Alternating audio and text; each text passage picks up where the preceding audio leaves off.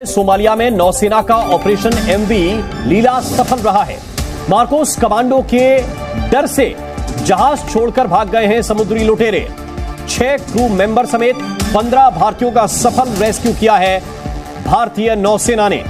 15 भारतीयों को बचाया गया। नौसेना की तरफ से यह आधिकारिक जानकारी दी गई है।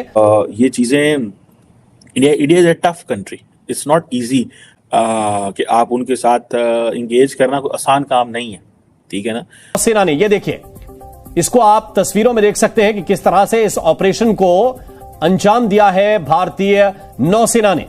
सोमालिया के तट पर यहां पे जंग क्यों हो रही है, ये यहां पे इश्यूज क्यों हो रहे हैं, या यहां पे इंडियन नेवी की प्रेजेंस की वजह क्या है, या वो क्यों यहां पे कॉन्फ्लिक्ट शुरू करवाना चाहते हैं, व्हाट डू दे गेन। एक गूंज होती है, गूंज से मुराद ये है कि एक धमक होती है, एक रोब और दबदबा होता है जब किसी का कोई एयरक्राफ्ट कैरियर कहीं जा रहा हो। तो कहा यह जा रहा है कि ये इंडिया की पावर प्रोजेक्शन है, ठीक है। के चक्कर में आप डाल देंगे।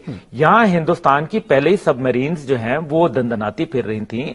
ये तो उनको एक खुला लाइसेंस मिल जाएगा कि वो आने जाने वाले हर चीज के ऊपर कभी वो कहेंगे हमारी मिलिट्री एक्सरसाइजेज हो रही हैं, कभी वो कुछ करेंगे। और इंडिया की आपको पता है एक बहुत बड़ी नेवी है। लेकिन इसके साथ साथ आपको पता है कि अमेरिका बार बार इंडिया को इनवाइट कर रहा है कि जो जॉइंट कोलिशन है, एक जॉइंट नेवल कोलिशन है रेड सी में, उसमें वो आए, लेकिन वो नहीं आ रहे। जो कि मैं हैसियत पॉलिटिकल साइंटिस्ट बिलीव करता हूं कि भारत के साथ ट्रेड के बजाय के बगैर और भारत के साथ अच्छे रिलेशनशिप के बगैर पाकिस्तान का कोई मुस्तकबिल नहीं है। तो क्या भारत उस दिन से आज की तैयारी कर रहा था कि किसी तरह ला के यहाँ पे नेवल ब्लॉकेड अगर करता है तो हमारे पास जो एबिलिटी है, कट थ्रोट एबिलिटी थी पीसी ओरियंस की, वो मार्जिनलाइज हो गई वहां। जय हिंद दोस्तों। जिन शिप को जो है समुद्री लुटेरे जो हाईजैक किए हुए थे वो शिप जो है सही सलामत है, क्योंकि जैसे ही सरकार को पता चला कि एक प्लेन जो है हाईजैक हो चुकी है समुद्री लुटेरे द्वारा, तो उन्होंने एनएसआई जो है चेन्नई को भेजा, आईएनएस चेन्नई को। ऐसे कमांडो को जो बहुत ही खतरनाक कमांडो है, ऐसे कमांडो जैसे ही वहाँ पर पहुँचे शिप के पास, जैसे ही पहुँचे तैसे ही देखे आतंकवादी देखकर शिप छोड़ के जो है वहाँ से दुम दबाकर तुरंत जो है भाग गए। अब वो लोग समझ गए थे कि हमारा जो अब नज़दीक आ गया है, समझ लिए डर के वजह से उन लोगों को पैंट गिरी हो गई थी। वहाँ से दौड़ के वो लोग निकल चुके वहाँ से, और इंक्लूड जो 21 लोग थे इसमें से 15 भारतीय भी थे, जो सभी सुरक्षित है फिलहाल। इस समय जो है पूरे समय जो है हर जगह हाईलाइट हो रही है अपने आईएनएस जो चेन्नई का जो कमांड है उसको लेकर के बहुत ही ज़्यादा कि भारत ने जो है आईएनएस चेन्नई को उतार दिया है फील्ड में। ये देख करके पूरे लोग और पाकिस्तान के लोगों को जो है बिल्कुल हैरान। 15 भारतीयों को बचाया गया। नौसेना की तरफ से यह आधिकारिक जानकारी दी गई है। सोमालिया के तट पर ऑपरेशन सफल रहा है। ये पावर प्रोजेक्शन है। पावर प्रोजेक्शन क्या होता है? जब आप दुश्मन मुल्कों को और दोस्त मुल्कों को दोनों को यह बताते हैं कि ये हमारी कैपेबिलिटीज हैं, हम ये कर सकते हैं। और उनके बहुत डिजाइन्स हैं, वो एयरक्राफ्ट कैरियर्स और न जाने किन किन चीजों के ऊपर काम कर रहे हैं। दुनिया में कुछ ही मुल्क ऐसे हैं जिनके पास ये एयरक्राफ्ट कैरियर मौजूद है।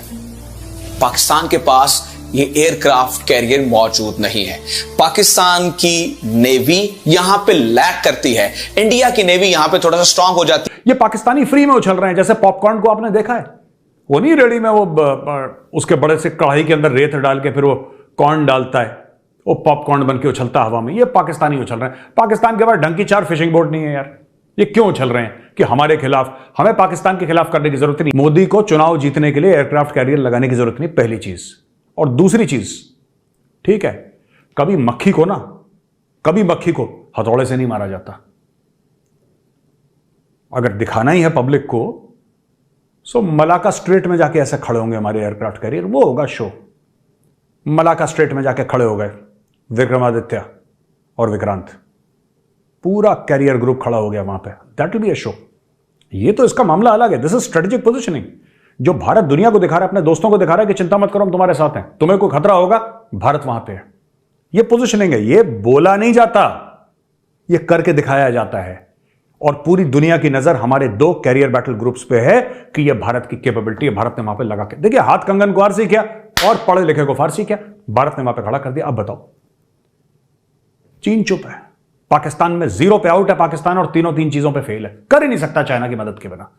अगर कर सकता तो चाइना की मदद के बिना पहले से ग्वादर खुद अपने पैसे से बना लेता। ना पैसा है, ना दिमाग है, ना कैपेबिलिटी है। तीनों में पाकिस्तान जीरो पे आउट। डक।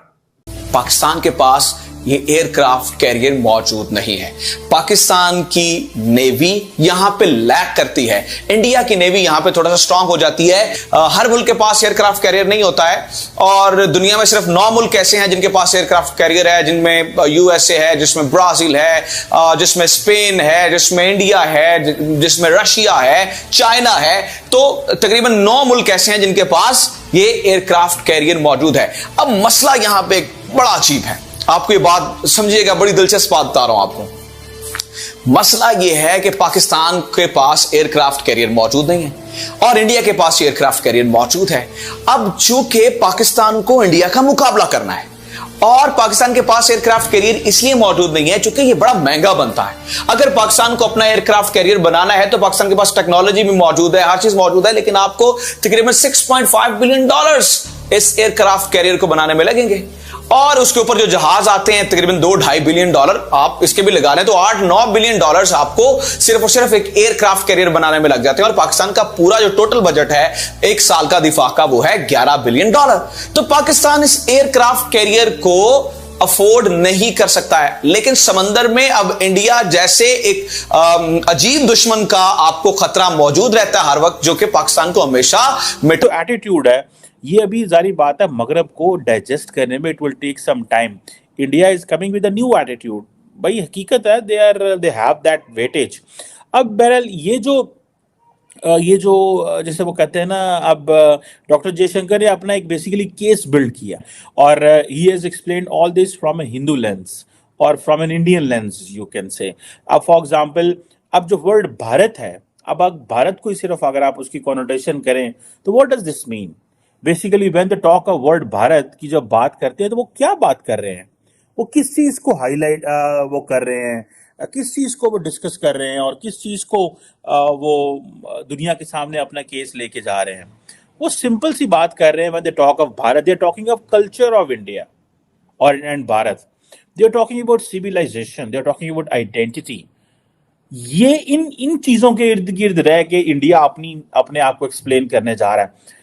इंडिया के अंदर बहुत तेजी से ट्रांसफॉर्मेशन आ रही है। इंडिया अगले 5 सालों में, in case prime minister Modi wins elections, in case, ठीक है, जो कि लगता है जो रिसेंटली अभी छत्तीसगढ़ और ये सारे इलाकों में, राजस्थान वगैरह में और उधर मध्य प्रदेश वगैरह में इलेक्शंस हुए हैं, it seems he's coming back. He will redefine the culture. He will redefine entire India.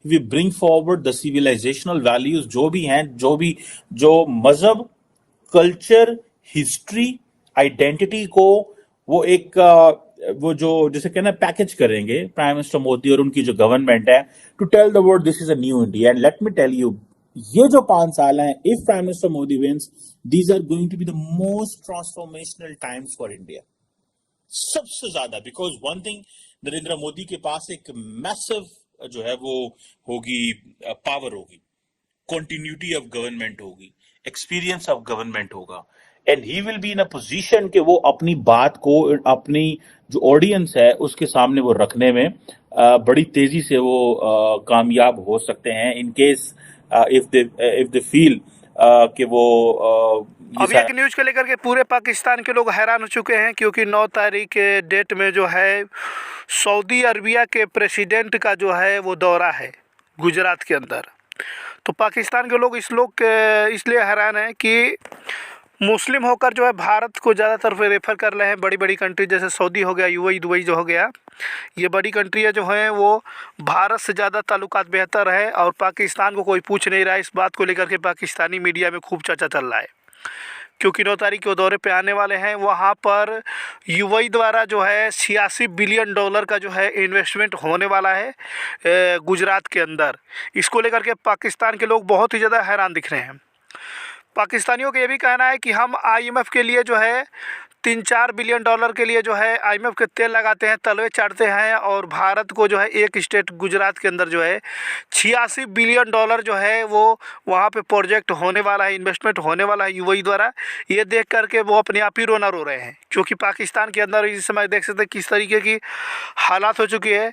Pakistan के अंदर आटे की रोटी कमी हो चुकी है, बहुत ही ज़्यादा महंगाई वहाँ बढ़ती जा रही है, और पाकिस्तान ने इतना कर्जा ले लिया है कि इसके वजह से जो है हर पाकिस्तान में एक छोटा सा बच्चा तक जो है, वो जो बेबी जो है, बॉर्न बेबी जो है, वो उस पर भी जो है कर्जा हो गया है।